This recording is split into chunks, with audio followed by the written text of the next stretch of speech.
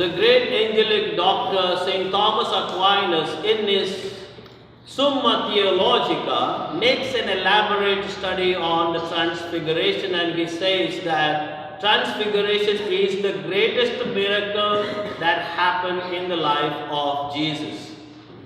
So what is that miracle? Jesus performed so many miracles, healing people, bringing back dead to life, healing the sick, healing the lepers. But that this particular is the greatest miracle because it happened to Jesus himself. And that is why St. Thomas qualifies this particular miracle as the greatest miracle. Now when we look at the life of Jesus, dear friends, there are different stages. He passed from one stage to the another. So there are 5 stages. The first one, the baptism at Jordan. Something similar happened. When Jesus came out of the Jordan River after baptism, there appeared a dove and a voice from above. This is my beloved Son, listen to him. And now we have the second episode. Then we turn to the third, Jesus' death on Calvary. Many things happened when he breathed his last. One thing is the earthquake. Second, the curtain in the temple was torn apart from top to bottom. Extraordinary phenomenon that happened. And then we have the fourth one, the resurrection of Christ, when Jesus comes out of the tomb. Of course, it would be filled with light as we experience here in the Transfiguration. And the fifth one, Jesus' ascension up into heaven. So that was also something extraordinary, because when Jesus was taken up or ascending up in a cloud, there appeared 2 angels coming and telling the apostles, why do you look up? As you have seen him going up, he will come back again. Now let us reflect on this Transfiguration event. Dear friends, here we find Jesus choosing the 3 disciples or 3 apostles. It is said that these 3 apostles formed the inner circle of Jesus. They were so close to Jesus because they were present at raising of Jairus' daughter. They were present in the Garden of Gethsemane. And now today they are present at the Transfiguration. Now when we look into their future, we find how this particular episode of the Transfiguration had to play an important role.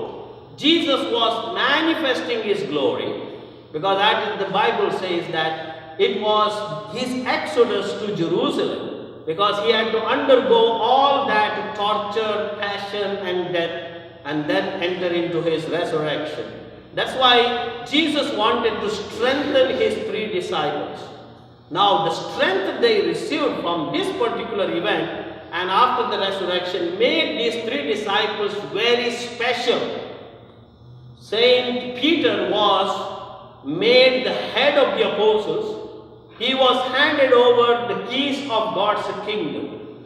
And Jesus said, whatever you bind on earth will be bound in heaven. And then Peter made an extraordinary confession. When Jesus asked, who do the people say that I am? Peter said, you are the Messiah, the Son of God. So that is Peter. We know James became the first martyr, and John became the beloved disciple of Jesus. So, in some way, these disciples were qualified to be very close and intimate with Jesus. Now, climbing of the mountain, there is no specification here which mountain. Normally when we go to the Holy Land, we find Mount Tabor as the place where Jesus was transfigured. But there are disputed ideas about that. Some say it could be Mount Hermon, which is 9,000 feet high. And some say it wouldn't be possible for the disciples and Jesus to climb that height.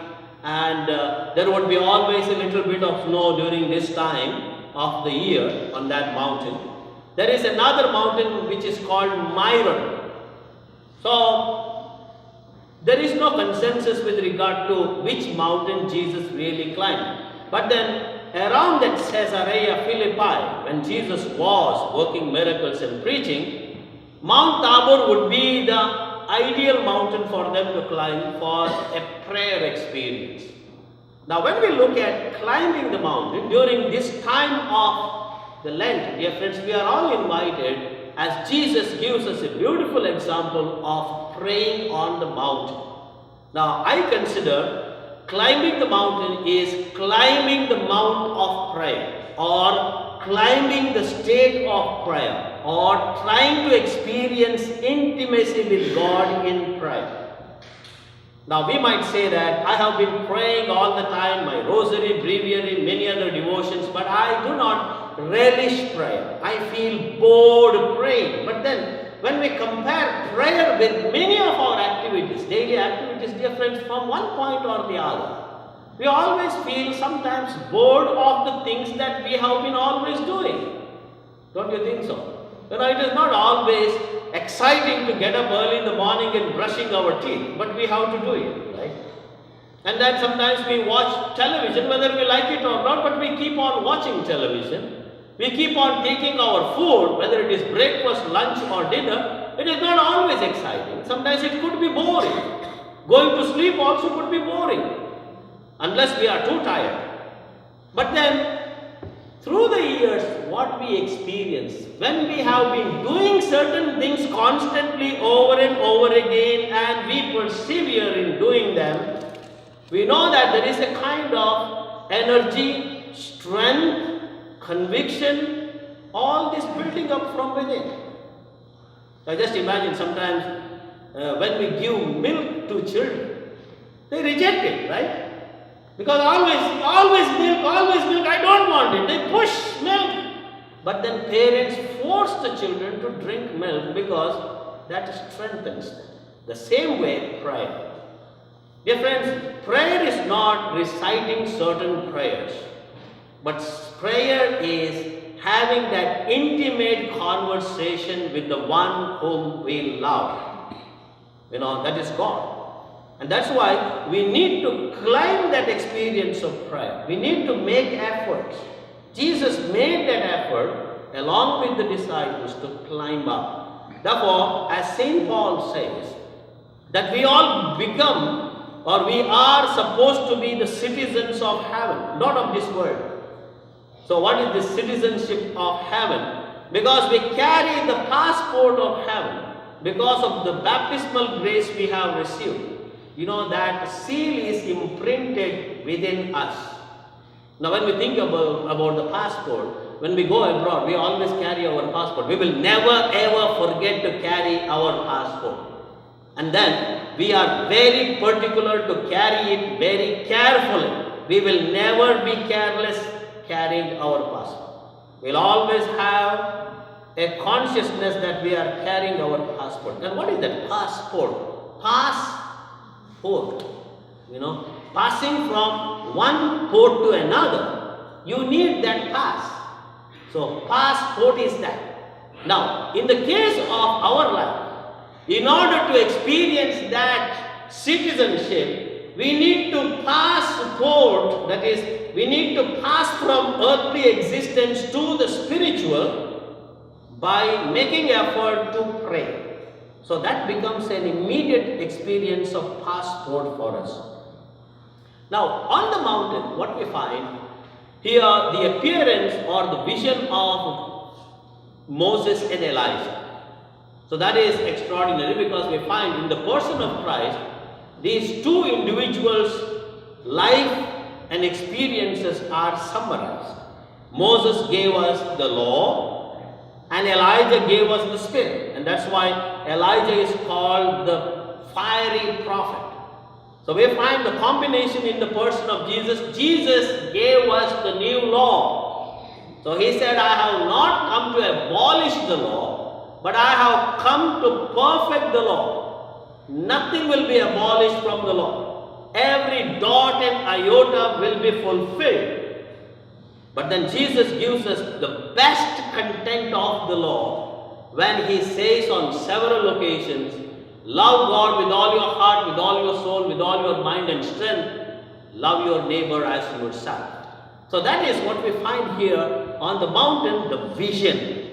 And Jesus' clothing was dazzling white. And according to Mark and Matthew, his face was shining like the sun. So this particular passage is found in the 9th chapter of Luke's Gospel, 9th chapter of Mark's Gospel, and 17th chapter of Matthew's Gospel. Dear friends, reflecting on this transfiguration event, St. Thomas Aquinas gives us in 5 points what is this transfiguration and how it can be applied to our life. So I started with the affirmation of St. Thomas Aquinas, and now here we have 5 points for our understanding. St. Thomas Aquinas says that when we experience in our life the glory of the resurrection, we will experience practically the light and experience Jesus had on Mount Tabor. So the first thing is identity. In our resurrected state of our life, we will always keep that identity. And what is this identity? Just imagine, the uniqueness of human person is so powerful, so authentic, that cannot be in any way duplicated. Now we speak of identity, we carry ID cards, we carry passport, we carry driver's license. Apart from that, we carry a signature within us which cannot be duplicated. And what is that? DNA, the blood group, the thumb impression, or now the forensic files or forensic science also has come up with the foot impression, cannot be in any way duplicated. Especially the DNA.